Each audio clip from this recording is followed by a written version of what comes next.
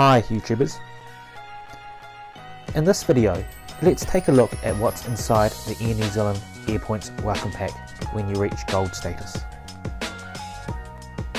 Inside we get the standard congratulations and welcome letter with a gold card attached.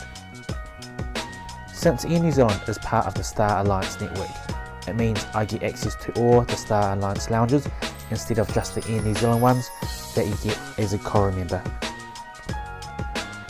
Also in the pack, you get a couple of gold status luggage tags and loops, a voucher for a room upgrade with selected hotels including the Millennium and Copthorne hotels, Sofitel, Novotel and Mercure, and car rental upgrade with Avis and Budget.